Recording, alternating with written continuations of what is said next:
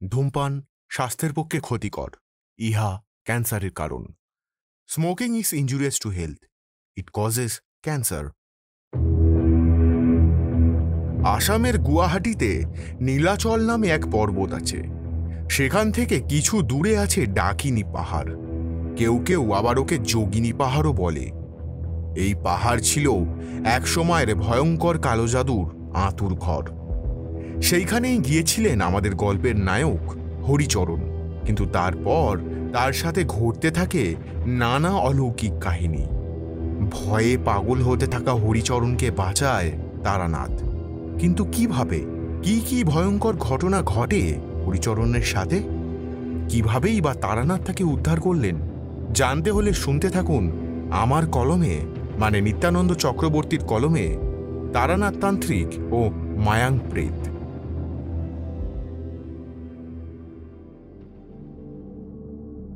বর্ষা তখন সবে শেষ হয়েছে, তবুও তার রেশ রয়ে গেছে।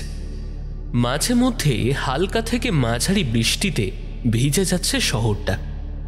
গরম কিন্তু মোটে কমছে না।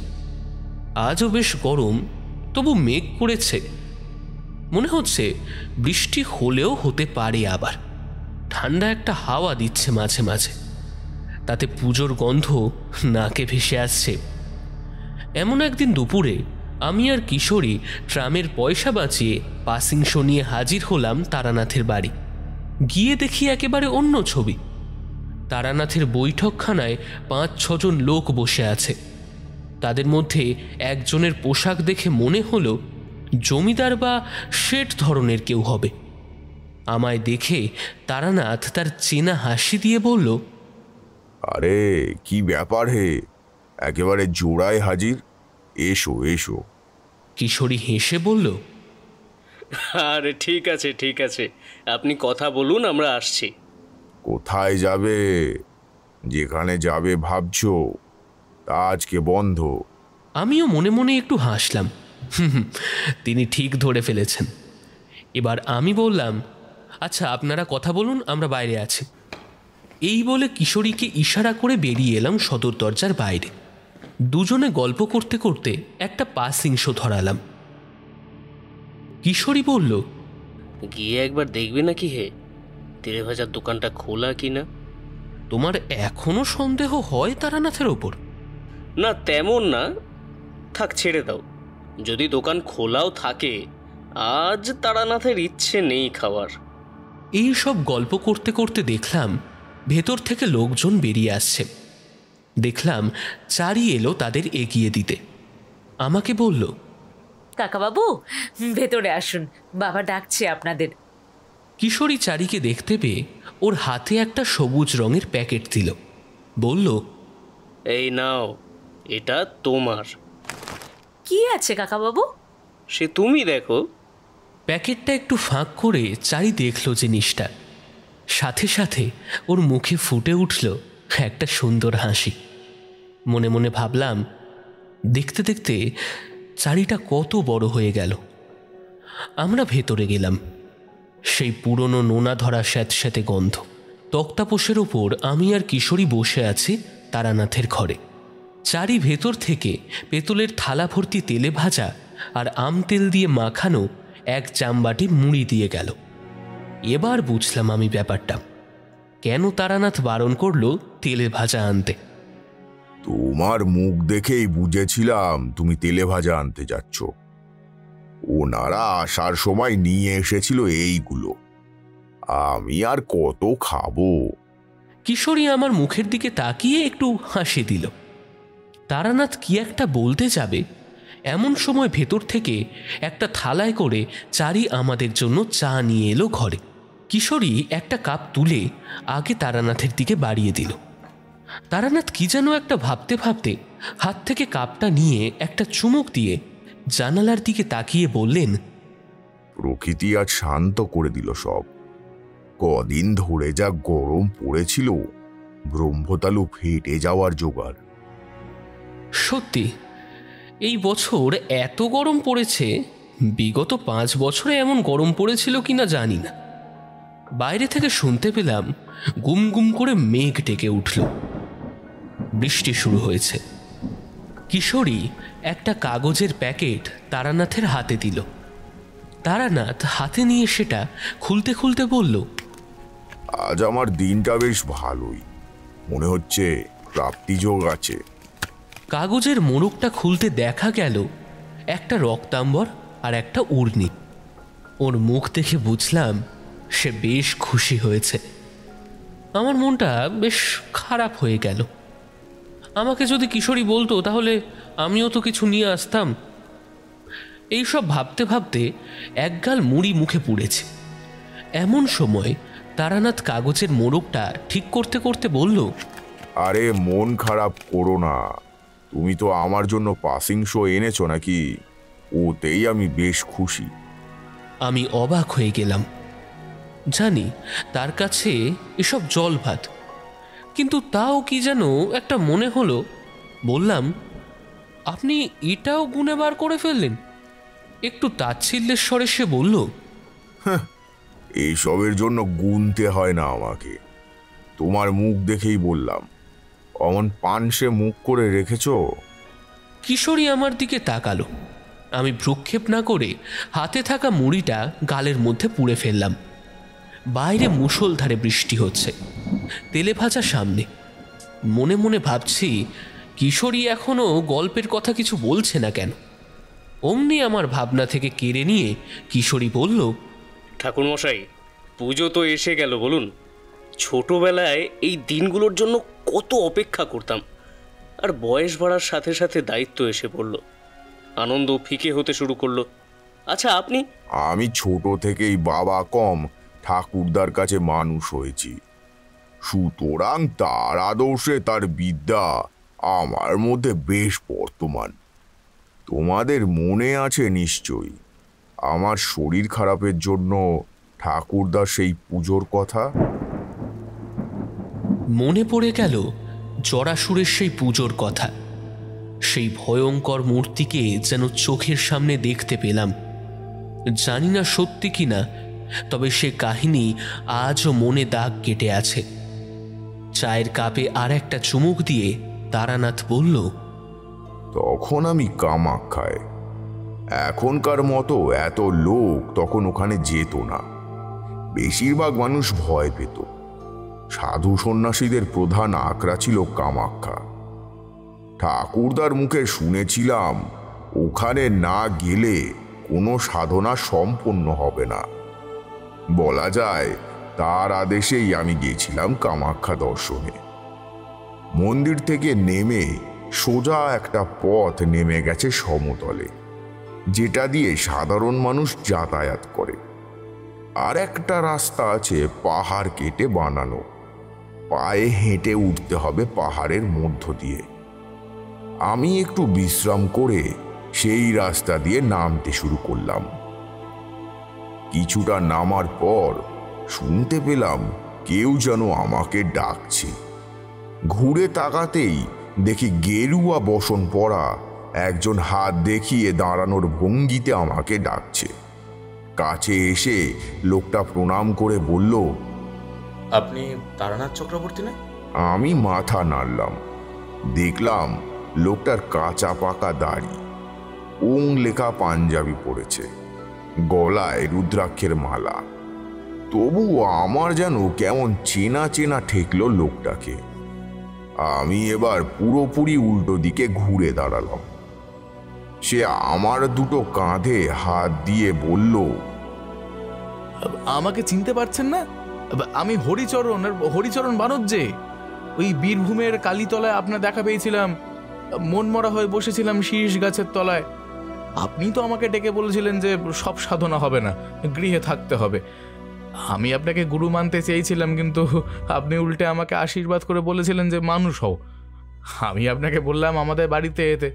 আপনি বলেছিলেন পরের বার যখন দেখা হবে তখন নিশ্চয়ই যাবেন। আমার ধাঁ করে মনে পড়ে গেল বীরভূমের সেই দৃশ্যের কথা। ঠিকই বলেছে লোকটা, এর নাম হরিচরণই বটে। আমি হেসে বললাম, কেমন আছো হে? কতদিন পরে দেখা, দাড়ি পেকে যাচ্ছে যে। হরিচরণ, আমাকে ঢিপ করে একটা প্রণাম করল। আমি ওর কাঁধে হাত দিয়ে ওপরে তুলে মাথায় হাত রাখলাম। সে হাত জোড়ো করে বলল, ঠাকুরমশাই, এবার আপনাকে একটা কথা রাখতে হবে। আপনি বলেছিলেন পরের বার যখন দেখা হবে নিশ্চয়ই যাবেন। পড়লাম মহা ফাঁপড়ে। আপনি গেলেন? বলল কিশোরী। একটা গল্প সবে শুরু হচ্ছে, কিশোরী যদি এমন করে ফুট কাটতে থাকে তাহলে তো সবটাই নষ্ট হতে পারে। আমি তাড়াতাড়ি বললাম, হ্যাঁ হ্যাঁ, তারপর? তারানাথ আবার বলতে শুরু করলেন। আমি ওকে জিজ্ঞাসা করলাম, এখানে কি ব্যাপার? মায়ের দর্শনে নাকি কোনো সাধনা? আসামের গুয়াহাটিতে নীলাচল নামে এক পর্বত আছে, সেখান থেকে কিছু দূরে আছে ডাকিনী পাহাড়। কেউ কেউ আবার ওকে যোগিনী পাহাড়ও বলে। এই পাহাড় ছিল এক সময়ের ভয়ঙ্কর কালো জাদুর আঁতুর ঘর। আমি সেখানে গিয়েছিলাম, আমার পরিচিতি আছে সেখানে। হ্যাঁ, বলো কি হে? আজ্ঞে ঠাকুরমশাই। আমি অবাক হয়ে গেলাম ওর সাহস দেখে। তোমরা হয়তো ভাবছো এ কথা আমি কেন বলছি। বলছি কারণ মায়াং হচ্ছে কালো জাদুর স্বর্গরাজ্য। তোমরা নাম শুনেছ কিনা জানি না। মায়াং গ্রাম হচ্ছে যুগের পর যুগ ধরে তন্ত্রমন্ত্র, কালা জাদু, ঝাড়ফুঁক নিয়েই বেঁচে আছে। আজকের আধুনিক বিজ্ঞান ও প্রযুক্তির যুগেও মায়াং গ্রামের মানুষগুলো এখনো অলৌকিকতা এবং কুসংস্কারের দুনিয়ায় বাস করেন। তাদের কাছে অবশ্য সেই সবই সংস্কার। রহস্যময় এই গ্রামকে ঘিরে বিশ্ববাসীর আগ্রহের শেষ নেই। এই গ্রামের নাম মায়াং হওয়ার পিছনে বেশ কয়েকটি কিংবদন্তিও রয়েছে। কারো মতে মায়াং শব্দটি এসেছে সংস্কৃত শব্দ মায়া থেকে। কথিত আছে এই গ্রামে নাকি জাদুবিদ্যার চর্চা করতেন ভীমের ছেলে, মায়াবিদ্যার সম্রাট ঘটোৎকচ। শ্রীকৃষ্ণের বরে ঘটোৎকচ ছিলেন মায়াবিদ্যায় সর্বশ্রেষ্ঠ। ঘটোৎকচের মায়াবিদ্যা চর্চার কারণেই গ্রামের নাম হয়েছিল মায়াং। এই গ্রামে মায়াবিদ্যার চর্চা করেই নাকি ঘটোৎকচ মহাভারতের যুদ্ধে কাজে লাগিয়েছিলেন। আর সেই তখন থেকেই নাকি এই গ্রামে চলে আসছে জাদুবিদ্যার চর্চা। আবার কেউ বলে অতীতে মাইবং গোষ্ঠীর লোকেরা ডিমাসারে অসমের মায়ংয়ে বসবাস করত। এই পার্বত্য অঞ্চলে তখন মূলত হাতিদের বাসভূমি ছিল। ডিমাচা ভাষায় মিয়ং শব্দের অর্থ হাতি। সেই থেকেই নাকি গ্রামের নাম মায়াং। সেই কালো জাদুর স্বর্গ রাজ্যে হরিচরণ কি করতে গেছিল জানতে চেয়ে যা উত্তর পেলাম সে আমি তোমাদের আজ বলবো না, সে শুনবে অন্য কোনো দিন। আজ বলি হরির বাড়ির ঘটনাটা। কিশোরী দুর্গাপুজোর কথা বলছিলে না? প্রতি বছর দুর্গাপুজোর সময় আমার এই ঘটনাটা কিভাবে যেন মনে পড়ে যায়। বোধহয় মা নিজে স্বয়ং আমাকে মনে করায়। তাই সন্ধি পূজার সময় আমি প্রতিবার পুজো করি, আর চারি 108টা প্রদীপ জ্বালায় গোটা বাড়ি জুড়ে। তারানাথ একটু থামল। জানালার দিকে তাকিয়ে দেখছে বৃষ্টি অবিশ্রান্ত গতিতে পড়ে চলেছে। বুঝলাম ওর মনটা জানালা দিয়ে বেরিয়ে হারিয়ে গেছে হরিচরণের বাড়িতে ফেলে আসা সেই দুর্গাপুজোতে। চারি ঘরে এলো বাসন নিতে। তার পায়ের নুপুরের শব্দে তারানাথের হুঁশ ফিরল। পাসিং শোয়ের প্যাকেট থেকে সিগারেট বের করে সেটাকে দেশলাই দিয়ে ধরিয়ে একটা বেশ বড় করে টান দিয়ে তারানাথ আবার বলতে শুরু করল। হরিচরণ নাছোড়বান্দা, সে কিছুতেই ছাড়বে না। অগত্যা গেলাম তার সাথে। আমার এখনো স্পষ্ট মনে আছে কার্তিক মাসের অমাবস্যা। সবাই মেতে উঠেছে কালী পুজোয়। ব্যস্ততার কমতি নেই বাঁকুড়ার বিষ্ণুপুরের বারুজ্যে পরিবারেও, কারণ একই সময়েই দুর্গাপুজোর আয়োজন হয় হরিচরণের পরিবারে। আমি আর কিশোরী যেন আকাশ থেকে পড়লাম। কালী পুজোর দিন দুর্গাপুজো? ঠাকুরমশাই বলে কি? আমাদের দুজনের মুখের অভিব্যক্তি দেখে তিনি হালকা হেসে বিশ্বাস করানোর ভঙ্গিতে মাথা নেড়ে বলল, হ্যাঁ সত্যি, হরিচরণের বাড়ি বিষ্ণুপুরে। যেতে যেতে তার মুখে শুনেছিলাম বিষ্ণুপুরের কুলপাড়ার বারুজ্যে পরিবারের কার্তিক মাসের অমাবস্যায় দুর্গাপুজো হয়ে আসছে গত 300 বছর ধরে। 300 বছর আগে বারুজ্যে পরিবারের আর্থিক অবস্থা ছিল অত্যন্ত খারাপ। নুন আনতে পান্তা পুরানো সেই পরিবারের সদস্যদের মুখে দুবেলা দুমুঠো খাবার তুলে দিতে পুরুষদের পাড়ি দিতে হতো পুরুলিয়ায় রেশম গুটি তোলার কাজে। জঙ্গলে রেশম গুটি সংগ্রহ করে তা বিক্রি করে চলত সংসার। বাড়ির বড় কর্তা শ্যামচরণ বারুজ্যের মুখে শোনা যায় রেশম গুটি সংগ্রহের সময় বারুজ্যে পরিবারের পূর্বপুরুষ মোহনচরণ বারুজ্যে ক্লান্ত হয়ে জঙ্গলে ঘুমিয়ে পড়েছিলেন। সেই সময় স্বপ্নে তিনি দেবী দুর্গাকে দেখতে পান। দেবী তাকে নির্দেশ দেন বাড়িতে প্রতিষ্ঠা করে কার্তিক মাসের অমাবস্যা তিথিতে পুজো করার জন্য। এরপর মোহনচরণ বারুজ্যে বিষ্ণুপুরের বাড়ি ফিরে কালী পুজোর দিন দুর্গাপূজার সূচনা করেন। পরবর্তীকালে বারুজ্যে পরিবারের অবস্থা ফিরলে পুজোর আয়োজন এবং জাঁকজমক আরও বাড়ে। 300 বছরের সেই রীতি চলে আসছে আজও। বেশ অবাক হলাম আমরা আবার। বুঝলাম এই পৃথিবীতে এমন অনেক কিছু আছে যা আমাদের জানা নেই। আমি হরিচরণের সাথে ওর বাড়ি গিয়ে পৌঁছালাম বিকেল বেলায়। থামে ঘেরা অট্টালিকায় বিশাল ঠাকুর দালান, তাতে একচালা দুর্গা। পরিবারের নিজস্ব আচার রীতিনীতি মেনে জাঁকজমকের পুজো। সপ্তমীর পুজো আজ হয়ে গেছে। দেখলাম বারুজ্যে পরিবারের দুর্গা প্রতিমাও ভিন্ন ধরনের। এখানে প্রতিমা দশভুজা নন, তার হাত দুটি। দেবীর পাশে দেবাদিদেব মহাদেব, আর তাদের পাশে রয়েছে লক্ষ্মী, সরস্বতী, কার্তিক এবং গণেশ।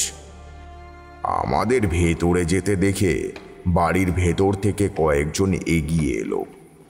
হরি আলাপ করিয়ে বলল, এই যে ইনি হচ্ছেন আমার মেজদা উমাচরণ বানুজ্যে, আর ইনি আমার ছোটদা ক্ষেতিচরণ বানুজ্যে, আর আমার বড় বৌদি।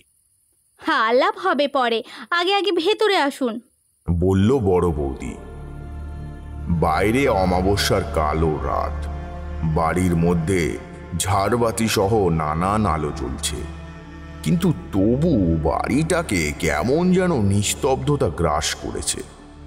তোমরা জানোই আমি বিপদের পূর্বাভাস আগে থেকে পাই। মন বলছে কিছু একটা ঘটেছে এই বাড়িতে। দেখলাম বড় বৌদির মুখটাও কেমন যেন শুকনো। হরিও লক্ষ্য করেছে ব্যাপারটা এতক্ষণে। ও মেজদাকে একটু দূরে নিয়ে গিয়ে বলল, মেজদা, কিছু হয়েছে নাকি? হ্যাঁ, অনেক বড় কাণ্ড হয়েছে। তুই যা যা যা গিয়ে আগে হাত মুখ ধো। কুটুম এসেছে সঙ্গে, ওনাকে থাকার ব্যবস্থা কর, তারপর নয় সব শুনবি। আহা, তুমি বলো না, উনি কুটুম না, উনি হচ্ছেন আমার গুরুতুল্য। হ্যাঁ, বলিস কি রে? তাহলে মা স্বয়ং তো ওনাকে পাঠিয়েছে। কি হয়েছে দাদা? দাঁড়া দাঁড়া, বলবো, আগে আগে যা যা হাত মুখ ধুয়ে নে। আমার দিকে ফিরে মেজদা বলল, আসুন আসুন, হাত মুখ ধুয়ে দুটো কিছু খেয়ে নিন। আমি একটু হেসে বললাম, ঠিক আছে, ব্যস্ত হওয়ার কিছু নেই।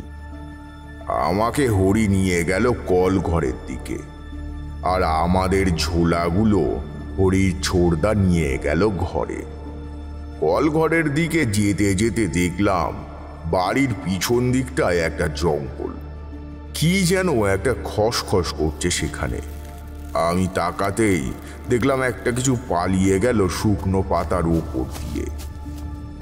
মনটা কু ডেকে উঠল। হাত পা ধুয়ে আসছি, হঠাৎ মনে হলো পিছন থেকে শুনতে পেলাম হরির চিৎকার। সঙ্গে সঙ্গে দৌড়ে গেলাম, দেখলাম হরি পড়ে আছে মেঝেতে, চোখে মুখে আতঙ্কের ছাপ স্পষ্ট। বললাম, কি হয়েছে হরি, কি হয়েছে? সে ভয়ে বলল, ওখানে কেউ যেন দাঁড়িয়েছিল ঠাকুর মশাই। কোথায়? ওই যে তেঁতুল গাছের ঠিক পেছনে। কোনো জন্তু হবে?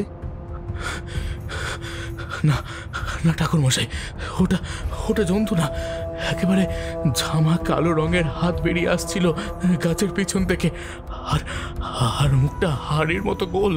তুমি ঠিক দেখেছো? হ্যাঁ ঠাকুর মশাই। কিন্তু তুমি ভয় পেলে কেন? তুমি তো ভয় পাওয়ার লোক নয়। জানি না কি যে হলো। যা হয়েছে তা তুমি আমাকে বলছো না, কিন্তু আমি জানি। তোমার বাড়িতে কি হয়েছে তাও আমি জানি, আর এই সব তোমার জন্যই হয়েছে হরি।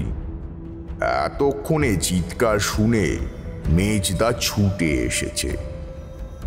আমি আর মেজদা ধরে হরিকে তুললাম, নিয়ে গিয়ে বসালাম দাওয়ায়।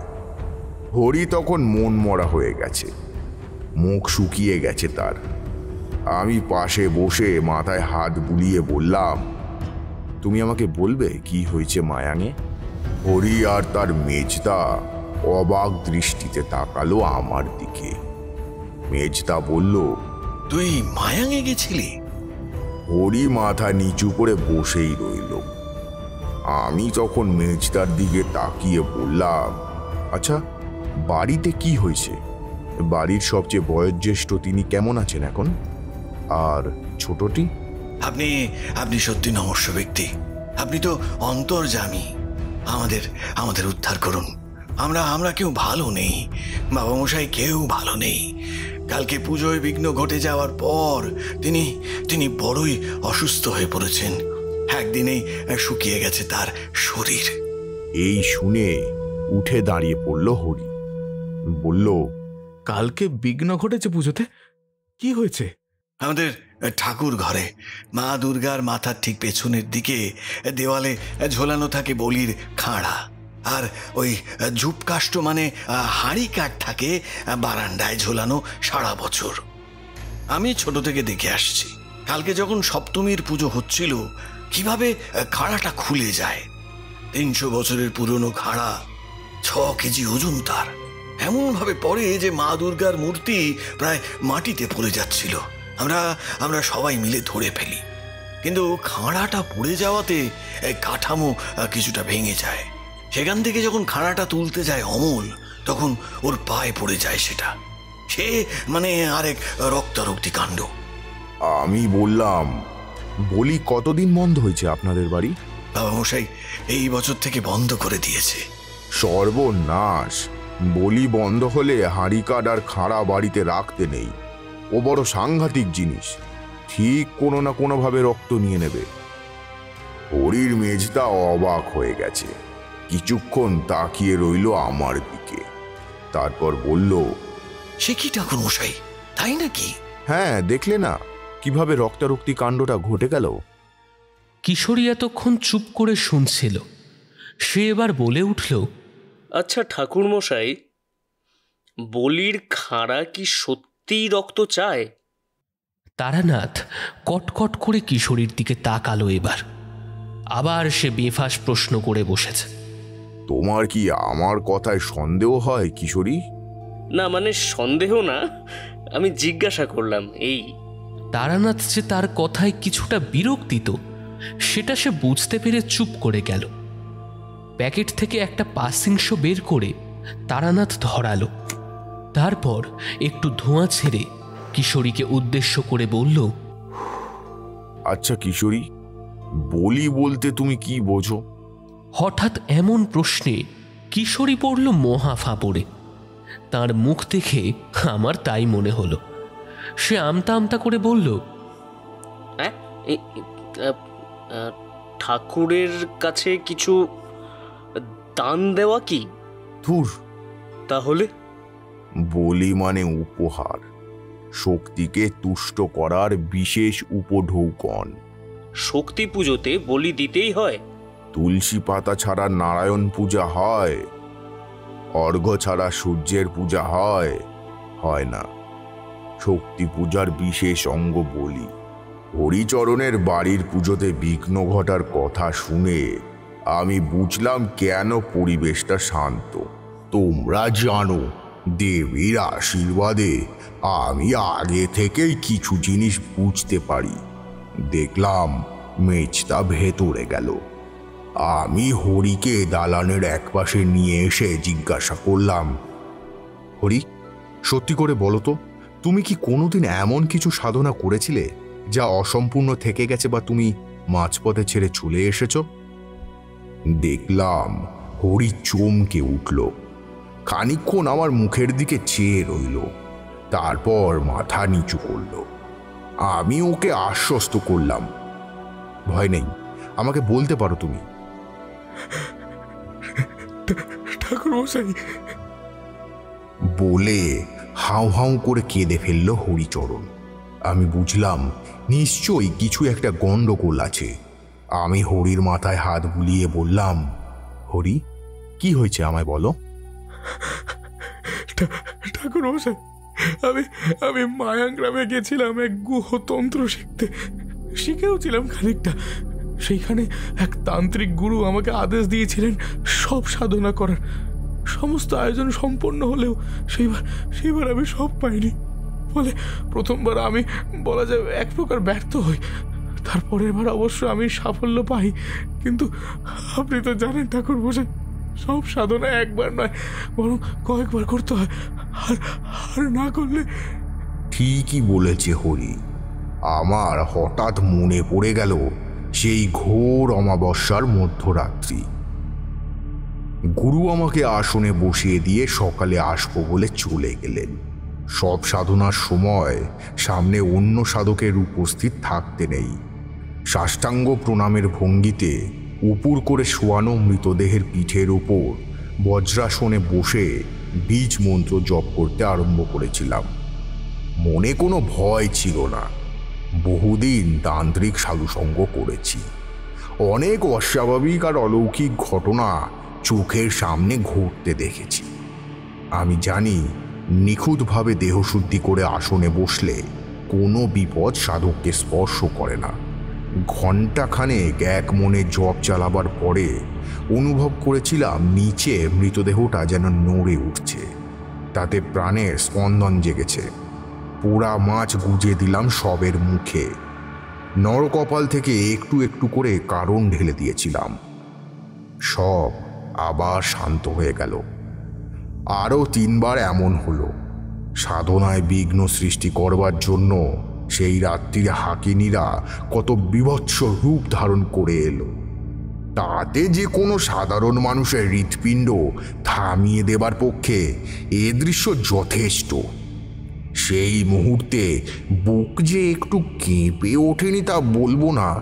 প্রাণপণে মনকে একাগ্র করে বীজ মন্ত্র জপ করতে লাগলাম। ধীরে ধীরে মিলিয়ে এলো প্রেতের দল। এ গল্প তো তোমাদের আগে বলেছি। হরির কথা শুনে আমার মনে পড়ে গেল সেই সব পুরো দিনের কথা। হরি ঠিকই বলেছে। অনেকের মধ্যেই ভুল ধারণা আছে যে এক রাত সব সাধনা করলেই বুঝি সিদ্ধি লাভ হয়। বিশেষ বিশেষ তিথিতে কয়েকবার আসনে বসলে তবেই সিদ্ধি আসে। এতে অনেক বছর লেগে যেতে পারে। গুরুর কাছ থেকে যখন বিদায় নিয়ে আসি তখন তিনি সাবধান করে বলেছিলেন, শোনো, সময় মতো সাধনা সম্পূর্ণ করো। তোমাকে তো সবই শিখিয়ে দিয়েছি। আমি না থাকলে অসুবিধে হবে না, নাইলে কিন্তু বিপদ। আগে কিরকম বিপদ? ভয়ঙ্কর বিপদ। মৃত্যুর পরে আত্মা সঙ্গে সঙ্গে ঊর্ধ্বগতি পায় না। বেশ কিছুক্ষণ নিজের প্রাণহীন দেহটার কাছে ঘোরাফেরা করে। যার দেহ নিয়ে সব সাধনা করা হয় তার আত্মা দেখতে পায় দেহের সৎকার হয়নি, বরং সেটা সাধক নিজের কাজে লাগিয়েছে। তাতে মৃতের আত্মা নিশ্চয় খুশি হয় না। সে প্রতিশোধ গ্রহণের সুযোগ খোঁজে। সাধনা সম্পূর্ণ করলে সাধক অমিত শক্তি লাভ করে, ফলে তার আর ভয় থাকে না। নাইলে বুঝতেই পারছ কি বিপদ হতে পারে। সাবধানে থেকো। জানো তো প্রবাদ আছে, সাপুরের মরণ সাপের হাতে। হরিকে বললাম, তুমি সেদিন কলতলায়? হ্যাঁ ঠাকুর মশাই, তাকেই দেখেছিলাম। আবার মনে পড়ে গেল সেই কৈখালির মাঠের কথা। তোমাদের বলেছি তো সেই গল্প। কোন গল্পটা বলুন তো? বলল কিশোরী। আমার মনে ছিল সেই গল্প, কিন্তু আমি বাধা দিলাম না। তারানাথ বলল, কি যে বলো কিশোরী, কিছুই মনে থাকে না তোমার। পাসিং শোতে শেষ টানটা দিয়ে নারকেলের মালায় গুঁজে ধোঁয়া ছেড়ে তারানাথ বলতে শুরু করলো, তোমরা তো জানো আমি সংসারী মানুষ। গুরুর কথা মতো সব সাধন সম্পন্ন করতে আমি পারিনি। সেই একদিন বৃষ্টির রাতে কৈখালির মাঠে আমি মাছ ধরতে গেছিলাম।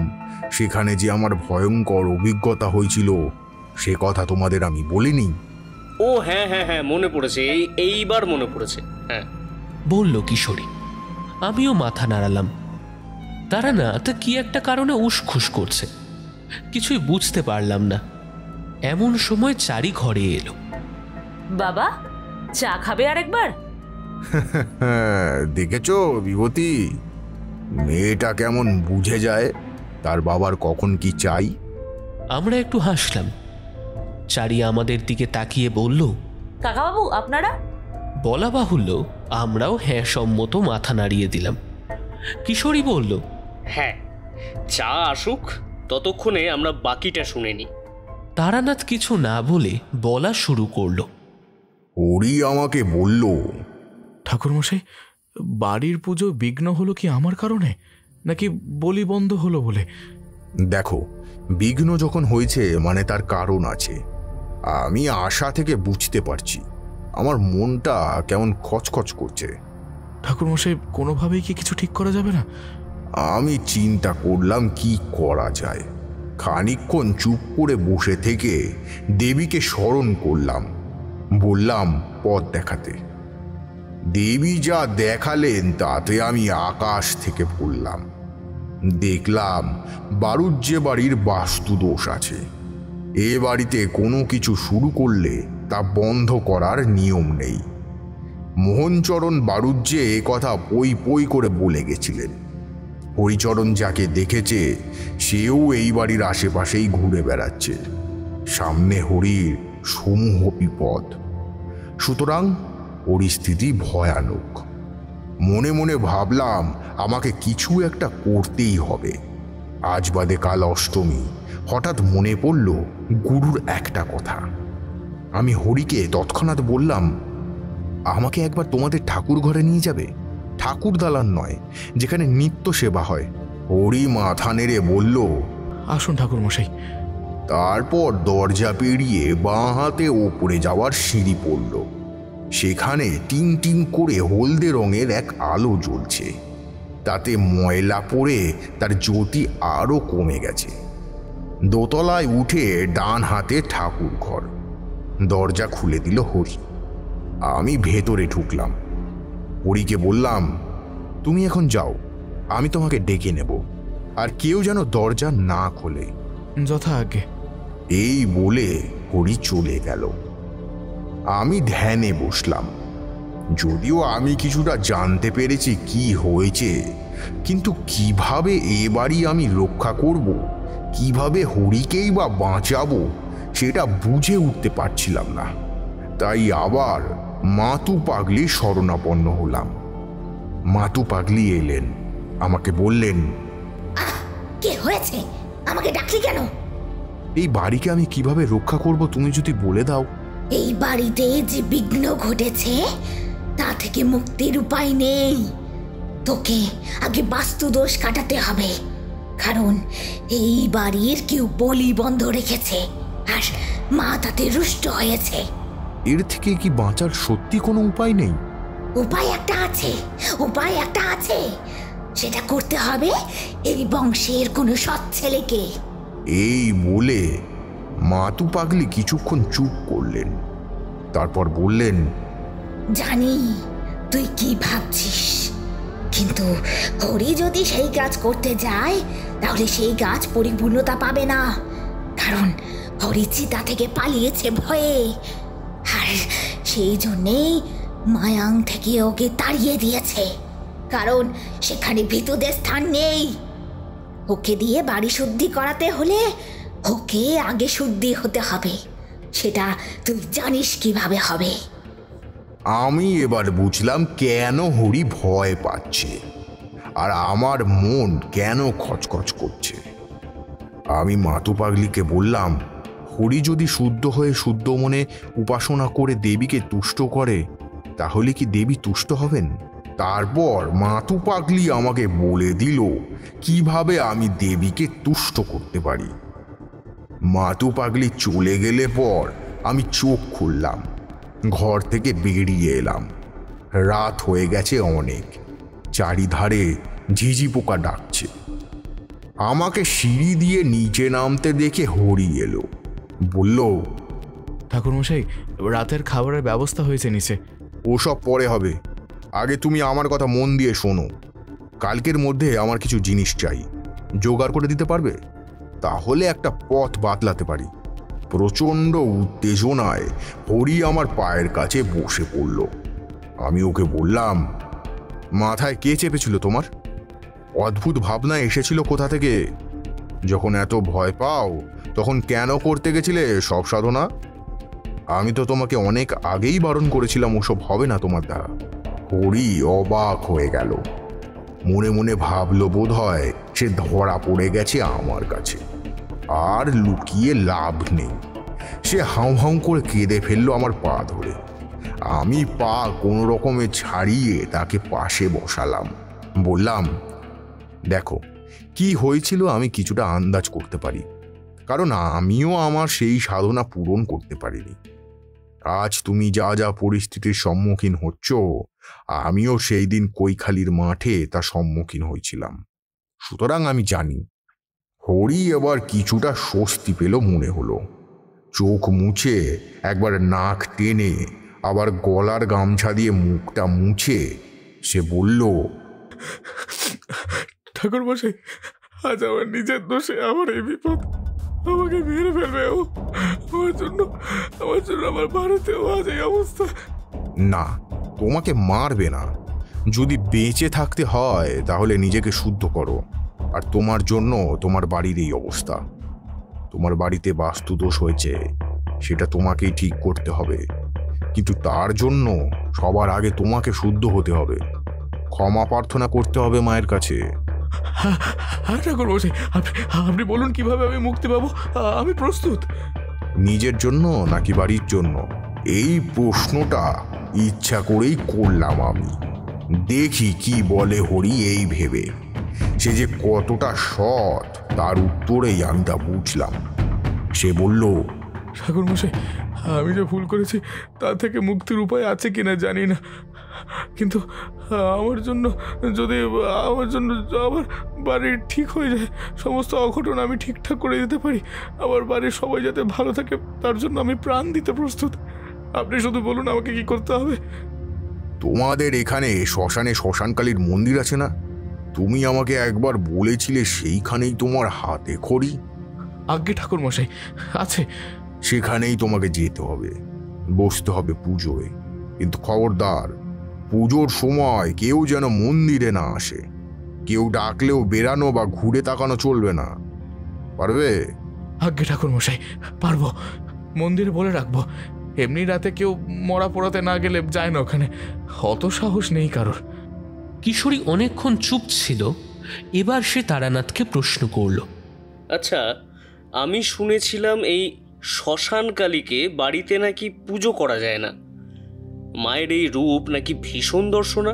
তারানাথ চমকে গেল, বলল, আদ্যাশক্তি মহামায়ার 8টি রূপ: দক্ষিণাকালী, সিদ্ধকালী, উগ্রকালী, গুচ্ছকালী, ভদ্রকালী, শ্মশানকালী এবং চামুণ্ডাকালী। তার মধ্যে অন্যতম রূপ শ্মশানকালী। শ্মশানকালী ভয়ঙ্কর। দেবী কালিকার এই রূপ কেবলমাত্র শ্মশানেই পূজ্য। শ্মশান কথাটির অর্থ হল মৃতস্থান। চলতি কথায় যেখানে শবকে দাহ করা হয়। করাল বদনী আদ্যাশক্তি মায়ের বিচরণ ক্ষেত্র। দেবী করাল বদনা মুক্ত কেশী, চতুর্ভুজা, নৃমুণ্ডমালা বিভূষিতা। তিনি ঘোর কৃষ্ণবর্ণা বা শ্যামাঙ্গী। দেবী দিগম্বরী। তিনি ত্রিনেত্রা, উন্নত দন্তা এবং সবরূপী মহাদেবের হৃদয়ের উপর অধিষ্ঠিতা। মায়ের গলায় ঝুলছে 50টি মুন্ডমালা এবং বাঁ হাতে একটি মুন্ডমালা। মায়ের দক্ষিণ হস্তে বরাভয়। নৃমুণ্ড হল চেতন শক্তির আধার, সৃষ্টির তরঙ্গের প্রতীক। মায়ের আলুলায়িত কেশ তার প্রচণ্ড তেজ ও শক্তির প্রতীক। তিনি বিবশনা, কারণ অনন্ত অসীমকে বসন দিয়ে ঢেকে সীমার সঙ্গে অসীমকে সীমায়িত করা কখনোই যায় না। মা কালীর প্রসারিত জিহ্বা খেচড়ি মুদ্রার প্রতীক, যা বিশ্ব ব্রহ্মাণ্ডের ভারসাম্য রক্ষা করে। আদ্যাশক্তি স্বয়ং জীব ও জড়ের কেন্দ্রীভূত লীলার লীলাময়ী। দ্রুত সিদ্ধিলাভ এবং কার্যসিদ্ধির জন্য বীরাচারী সাধক এবং ডাকাতরা যুগ যুগ ধরে দেবী শ্মশান কালিকার অর্চনা করে এসেছেন নরবলির সহকারে। পঞ্চমাকার জানো কি? পঞ্চমাকার হচ্ছে মদ্য, মাংস, মৎস্য, মুদ্রা এবং মৈথুন শ্মশানকালীর পুজোর অন্যতম প্রধান উপকরণ। তবে পঞ্চময়ের গূঢ় অর্থ রয়েছে। তন্ত্র সাধক শ্রী কৃষ্ণানন্দ আগমবাগীশ রচিত বৃহৎ তন্ত্রসার অনুসারে এই দেবীর ধ্যানসম্মত মূর্তিটি হল দেবীর গায়ের রং হবে কাজলের মতন কালো। তিনি সর্বদা শ্মশানে বাস করেন। তার চোখ দুটি রক্ত পিঙ্গল বর্ণের, আলোলায়িত চুল, দেহটি শুকনো ও ভয়ঙ্কর। বাঁ হাতে মদ ও মাংসে ভরা পানপাত্র, ডান হাতে সদ্য কাটা মানুষের মাথা। দেবী হাস্য মুখে নরমাংস খাচ্ছে। তার গায়ে নানা রকম অলংকার থাকলেও তিনি বস্ত্রহীনা এবং কারণ বাড়ি পান করে উন্মত্ত হয়ে উঠেছেন। বঙ্গে যে 8টি রূপে কালীকে উপাসনা করা হয় তার মধ্যে একমাত্র শ্মশান কালীকেই দেখা যায় মদ্যপানে। যদিও দেবী কালী কারণ পান করেন কিনা সেই নিয়ে মতানৈক্য রয়েছে। তারানাথ থামল। আমি আর কিশোরী মন দিয়ে শুনছিলাম। বুঝতেই পারিনি তারানাথ কখন থেমে গেছে। মনে হলো কেনই বা থামল। আবার একটা পাসিং শো ধরালো। একটা লম্বা টান দিয়ে ধোঁয়া ছেড়ে বলল, আমি মাতু পাগলির নির্দেশে হরিকে পাঠালাম মায়ের কাছে ক্ষমা মন্ত্রে পুজো করে তুষ্ট করার জন্যে। কিভাবে পুজো করতে হবে তাও বলে দিলাম। কিভাবে পুজো হলো মানে আমাদের বলা যাবে ঠাকুরমশাই? তন্ত্রের এ গুরহ ব্যাপার না জানাই ভালো। তন্ত্র অতি গুপ্ত।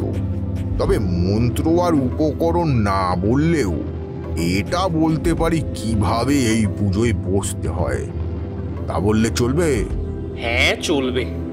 নেই মামার থেকে কানা মামা ভালো, বলল কিশোরী। আমিও ঘাড় নাড়লাম। তারানাথ সম্মতি পেয়ে আবার বলা শুরু করলো। আমি হরিকে বললাম, কালকে সারাদিন উপোস করবে বা স্বল্প ভোজন করবে। চাল থেকে তৈরি এমন কোনো জিনিস তুমি খাবে না। রাত্রিবেলা একা শ্মশানে যাবে, সাথে একটা ঘটি। শ্মশান আছে মানে নদী বা বিল কিছু একটা আছে আশেপাশে। দেহের সমস্ত বস্ত্র খুলে নদীর ধারে রাখবে। নদীতে স্নান করবে মাথায় ঘটি নিয়ে। এক ডুবে স্নান করে ঘট মাথায় নিয়ে বিবস্ত্র হয়ে মন্দিরে যাবে। পিছন ঘুরে তাকাবে না। মন্দিরের দরজা আটকাবে সোজা তাকিয়ে, পিছন ঘুরে নয়। তারপর আসনে বসে পুজো শুরু করবে। যেমন যেমন বলছি মন দিয়ে শুনে নাও। এরপর আমি তাকে শাক্ত মতে কিছু নিয়ম পদ্ধতি উপাচার এই সমস্ত বলে দিই। ও জেনে তোমাদের কাজ নেই। আচ্ছা ঠাকুর মশাই, শাক্ত মত মানে কি? মানে যিনি শক্তির উপাসনা করেন? বলল কিশোরী। তারানাথ মাথা নেড়ে বলল, শাক্ত ধর্ম মতে তিনি শাক্ত, যিনি শক্তির উপাসনা করেন। যে শক্তির আধার কোনো পুরুষ নন, নারী। পরব্রহ্ম দেবী এক এবং অদ্বিতীয়। অন্য সব দেবদেবী সেই শক্তি দেবীর অধীন। প্রাণীকুলের জীবনযাপনের তিনিই কারণ। সেই রাতটা কোনো রকমে কাটালাম। কিছুতেই আমার ঘুম আসে না। মনে হাজার রকম চিন্তা উঁকি দিচ্ছে বারবার। কালই মনে পড়ছে আমার সেই কৈখালির কথা। এইসব ভাবতে ভাবতে কখন ঘুমিয়ে গেছি খেয়াল নেই। ঘুম ভাঙল মিষ্টি একটা গন্ধে। চন্দন আর ধুনো একসাথে জ্বালালে যে গন্ধ বেরায় খানিকটা সেই রকম। চোখ খুলে দেখি ঘরটা নীলাভ আলোতে ভরে গেছে। উঠে বসতেই দেখতে পেলাম মধুসুন্দরী দেবী আমার দিকে তাকিয়ে, মুখে সুন্দর কোমল একটা হাসি। আমি ষষ্ঠাঙ্গে প্রণাম করলাম দেবীকে। দেবী আমার দিকে হাত তুলে আশীর্বাদের ভঙ্গিতে বললেন, তোর সমাধানে দেবী তুষ্ট হবেন, চিন্তা করিস না তারানাথ, সব স্বাভাবিক হবে। শুধু মনে রাখিস কোনো ভুল যেন না হয়। আমি নতমস্তকে প্রণাম করলাম দেবীকে। মাথা তুলে দেখলাম তিনি আর নেই। ঘরে ভোরের আলো অল্প অল্প প্রবেশ করেছে জানলা দিয়ে। আর ঘুম হলো না। বেরিয়ে এলাম। দেখি ঢাকি ভোরে ঢাক বাজাবে বলে তোড়জোড় শুরু করেছে। কিছুক্ষণের মধ্যেই শুরু হলো সেই ঢাক বাজানো। আস্তে আস্তে বাড়ির সবাই উঠে পড়লেন। শান্ত কোলাহলহীন বাড়িটায় অল্প অল্প শব্দের সঞ্চার হতে শুরু করলো। বেলা এগোতে এগোতে পূজা পাঠও চলল। আজ মহাষ্টমী। এই বাড়ির এক নিয়ম আছে, মহানবমী যখনই পড়ুক সন্ধি পুজো শুরু হবে রাতের তৃতীয় প্রহরে। আমি হিসাব করে দেখলাম হরির পুজোর সময় আর এই সময় এক।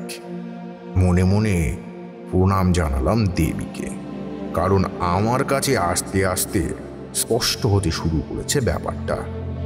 বেলা 12টা নাগাদ হরিদের পুকুর পাড়ে বসে আছি। মাথার মধ্যে অনেক কিছু চলছে। হাওয়া দিচ্ছে হালকা হালকা। সেই হাওয়া কিছুটা গরম, কিছুটা ঠান্ডা। হরি কখন আমার পাশে এসেছে খেয়াল করিনি। কিছুক্ষণ বসার পর সে আমাকে বলল, ঠাকুরমশাই, যা যা বলেছিলেন সব জোগাড় হয়ে গেছে। আমি খানিকটা চমকে উঠেছিলাম ওর গলা শুনে। তারপর বললাম, হ্যাঁ কে? ও তুমি? তারপর একটু দম নিয়ে বললাম, আচ্ছা ঠিক আছে। দুপুর গড়িয়ে সন্ধে হলো। সন্ধ্যা আরতি শেষ হতে আমি আর হরি বেরিয়ে পড়লাম শ্মশানের উদ্দেশ্যে। একটা সাদা কাপড়ের ঝুলিতে সমস্ত পূজার উপকরণ গুছিয়ে নিয়েছে হরি। আমাকে অন্ধকারের পথ দেখিয়ে সে নিয়ে চলল। দূরে কোথায় যেন শেয়াল ডেকে উঠল। মেঠো পথ দিয়ে হেঁটে যাচ্ছি অন্ধকার পেরিয়ে। ঝিঝি পোকা ডেকে যাচ্ছে এক নাগারে। কিছুক্ষণের মধ্যেই এসে পড়লাম শ্মশান ভূমিতে। দেখলাম কয়েকজন দাঁড়িয়ে, কয়েকজন বসে আছে মন্দিরের চাতালে। একটা চিতা পুড়ছে মন্দিরের পিছন দিকটায়। বাঁশ দিয়ে তাতে কাঠ তুলে দিচ্ছে ডোম। আমাদের মন্দিরে আসতে দেখে উঠে দাঁড়িয়ে পড়ল যারা বসেছিলেন। দেখলাম হরিকে প্রণাম করছে তারা হাত জোড় করে। তাদের মধ্যে একজন বলল, ঠাকুর, আপনাকে ছোবো না, মরা এনেছি তো। দেখলাম হরি খানিকটা ইতস্তত করছে। আমার সামনে তাকে প্রণাম করছে, আমার দিকে তাকিয়ে হরি কি বলবে বুঝতে পারছে না। আমি একটু হেসে বললাম, আরে ঠিক আছে, তুমি চলো। আমি আর হরি ভেতরের দিকে গেলাম। মন্দিরের দালানে ঝোলাটা রেখে হরি গেল যেখানে চিতা জ্বলছে। আমিও গেলাম ওর সাথে। ঢো মুখে দেখে বলল, পেন নাম ঠাকুর, পেন নাম, এই হয়ে এসছে, আর মিনিট 20 মধ্যেই জল দিয়ে দিব। বুঝলাম এখনো 20 মিনিট সময় আছে। সামনে চিতা পুড়ছে, জ্বলন্ত অগ্নিস্ফুলিঙ্গ ছুঁয়ে ফেলছে অন্ধকারের তারামাখা আকাশ, পঞ্চভূতে বিলীন হচ্ছে দেহ। আহা, সে এক দৃশ্য! কত কাল পর আমি সেদিন চিতার সামনে দাঁড়িয়েছিলাম। মনটা আমার এক নিমিষে চলে যাচ্ছিল সেই ফেলে আসা দিনগুলোতে। কিভাবে যে সময় কেটে গেল বুঝে উঠতে পারলাম না। সম্বিত ফিরল যখন চিতায় জল ঢালা হলো। হাঁড়ি ফাটার শব্দটা বারবার ফিরে এলো কানে। সব শেষ। পৃথিবী থেকে চিরতরে মিলিয়ে গেলেন তিনি। আমরা আস্তে আস্তে মন্দিরের ভেতরে এলাম। শ্যামলডোম দরজা খুলে দিল। তারপর আমরা বসতে সে বলল, আমি যাই ঠাকুর, সাবধানে থাকবেন। সকালে আমি এসে মন্দির পরিষ্কার করব, আর আপনার পুজো হয়ে গেলে আপনি দৌড় আটকে চলে যাবেন। আমি আজ আসি ঠাকুর, বেশ। বলে সে চলে গেল। শ্যামলডোম চলে যাওয়ার সাথে সাথে বুঝলাম চারিদিক অত্যন্ত নিঝুম হয়ে এলো। আমি হরিকে বললাম, শোনো, পঞ্চগুড়ি দিয়ে আসন এঁকে ফেলো। হরি ব্যাগ থেকে বার করে আঁকতে যাচ্ছিল। আমি বললাম, আরে আরে করো কি, এখন না, আমি তোমাকে সব বলে দিচ্ছি, তারপর আমি চলে যাব। তুমি স্নান করে যেমন যেমন বলেছি তেমন তেমন করবে। তারপর আমি ওকে পর্যায়ক্রমে সব বাতলে দিয়ে চলে এলাম শ্মশান থেকে। হরিদের বাড়ির কাছাকাছি আসতে দেখলাম বাড়িটার উপর থেকে কালো যে আঁধার ছিল সেটা খানিকটা সরে গেছে। চলছে সন্ধি পুজো। এই সময় আরতি করার সময়। ছাগ মুন্ডের মাথায় কর্পূর জ্বালিয়ে আরতি করার কথা বলে এসেছিলাম হরিকে। নিশ্চয়ই সে সফল হয়েছে। তারানাথ থামল। খানিকটা দম নিয়ে ঘটি থেকে একটু জল খেয়ে দাড়িটা মুছে নিয়ে বলল, পাসিংশ আছে নাকি হে? আমি পকেট থেকে একটা বার করে দিলাম। সেটা ধরিয়ে বেশ আয়েশ করে একটা টান দিয়ে ধোঁয়া ছাড়ার সাথে সাথেই কিশোরী বলল, তারপর কি হলো? সব ঠিক হলো? তারানাথ একটু মুচকি হাসলেন, বললেন, তোমাদের কি মনে হয় মধুসুন্দরী দেবী এসে বলে গেছেন হবে না মানে? কি হলো? বলল কিশোরী। তারানাথ বলা শুরু করল, আমি যখন বাড়িতে প্রবেশ করলাম তখনই বুঝলাম বিপদ কেটে গিয়েছে। তার কারণ আমার মন থেকে সেই খচখচ ভাবটা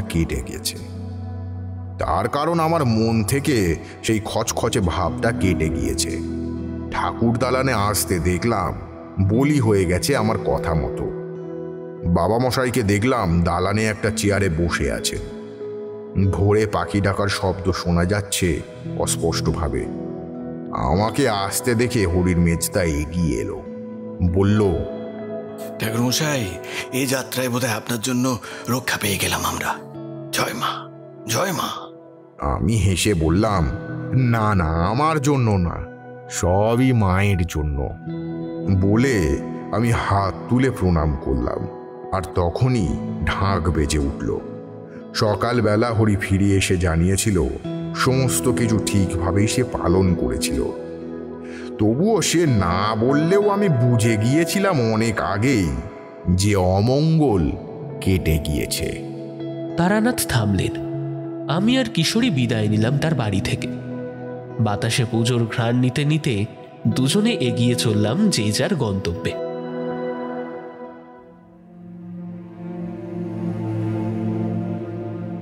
শুনছিলেন নিত্যানন্দ চক্রবর্তীর কলমে তারানাথ তান্ত্রিক ও মায়াং প্রেত।